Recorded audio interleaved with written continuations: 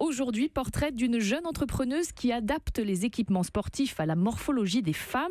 Il s'agit de Clémence Fabre. Oui, c'est une ancienne capitaine de l'équipe de rugby féminin d'HEC qui a tout juste 26 ans et qui a choisi la voie de l'entrepreneuriat dès la fin de son école de commerce pour fonder il y a 3 ans, en 2015, Révèle, la première marque d'équipement et de protection pour les femmes qui pratiquent des sports de boxe, de contact comme la boxe, le basketball ou encore le rugby. Leur produit phare, c'est un plastron de protection au niveau de la poitrine avec une innovation qui absorbe le choc.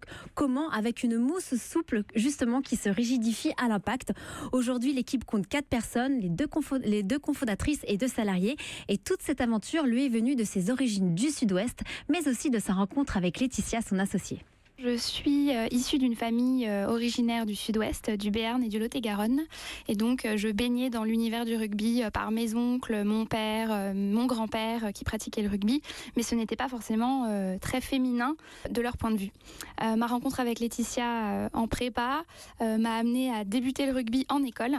Et c'est à partir de là que la passion a pris. Et c'est en étant capitaine et coprésidente avec Laetitia que nous nous sommes rendus compte du besoin absolument nécessaire d'équipement pour les femmes. Et alors aujourd'hui, Cyrielle, où en est Clémence Fabre dans son aventure? Eh bien, ils viennent de réaliser, après 1 an et demi de recherche et développement, notamment avec un laboratoire de biomécanique en Angleterre, la première étude au monde sur l'impact du sport sur les poitrines, qui démontre d'ailleurs à ce jour l'importance du soutien et de la protection pour éviter tout affaiblissement de la poitrine ou encore des bleus. Et cette vie d'entrepreneur, Clémence Fabre aujourd'hui est épanouie et elle se sent utile. C'est un combat au quotidien en tant qu'entrepreneur, avec une mission qui est très grande, d'apporter de l'équipement qui aille à toutes les femmes et aussi de leur apporter un porte-parole pour leur sport, une image de la femme différente de ce qui est véhiculé aujourd'hui dans les médias classiques ou en tout cas dans les marques classiques connues. Parfois ça paraît surréaliste tout ce qu'on fait au quotidien.